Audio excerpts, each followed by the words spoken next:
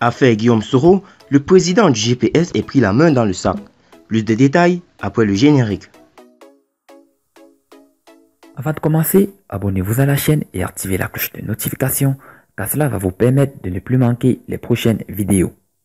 Let's go!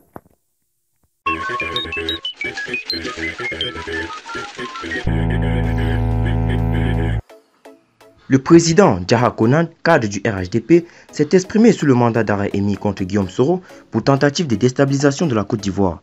Il ne faut nullement se voiler la face. Nous ne pouvons pas rester sans réagir face à des faits aussi graves et dangereux qu'à la question de tentative d'atteinte à la sûreté de l'État qui anime l'actualité ivoirienne ces derniers temps. Nous avons écouté avec une grande surprise, le 26 décembre dernier, sur les antennes de la télé nationale, des propos de l'ancien président de l'Assemblée nationale Guillaume Soro émanant d'un enregistrement audio mis à la disposition du monde entier par le procureur de la République d'Abidjan, Richard Adou.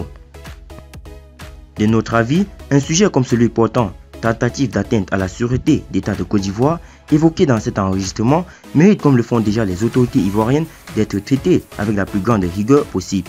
Nous ne pouvions donc nous taire à l'image de nombreux citoyens d'ici et d'ailleurs. Nous attendions avec impatience la réaction du mis en cause. Mieux, nous attendions son démenti. Grande fut notre surprise de voir un peu plus tard son avocate reconnaître l'authenticité de l'enregistrement et surtout reconnaître les propos tenus par son client, même si elle ajoute que l'enregistrement date de depuis 2017. Nous pensons que pris la main dans le sac, il essaie de trouver des échappatoires, mais cela n'enlève en rien la gravité des faits. Le mis en cause lui-même a enfoncé le clou le 31 décembre 2019 en reconnaissant avoir tenu effectivement ses propos. Il reconnaît donc avoir voulu faire un coup d'État et préparer le terrain en 2017. En conclusion, il reconnaît avoir préparé un coup d'État sous ce régime. Oui ou non? Oui, il le reconnaît. Alors c'est grave. Les Ivoiriens tous ensemble, surtout les habitués du on ne mange pas route, devraient illico presto lui rappeler que les coups d'État ne donnent pas aussi à manger. De plus, l'avènement d'un coup d'État aujourd'hui en Côte d'Ivoire va inéluctablement faire régresser le pays au plan de l'économie.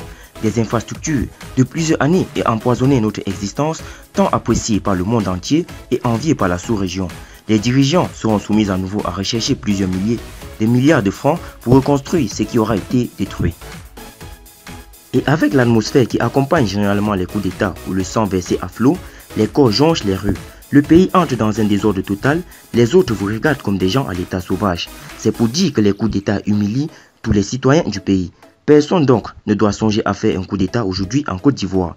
Au moment où la Côte d'Ivoire a atteint une vitesse maximale de son élan de développement, grâce à la vision et la grandeur de la carrière politique du président Alassane Ouattara, chaque Ivoirien à son humble niveau devrait s'évertuer d'aider le pays ou à aller de l'avant.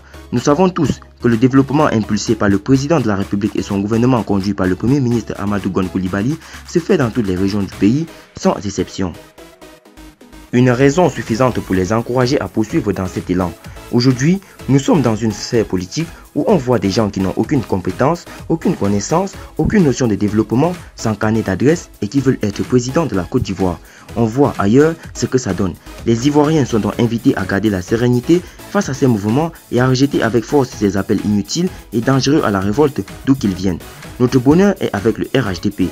Sachons le préserver. Ce pays nous appartient à tous et à toutes.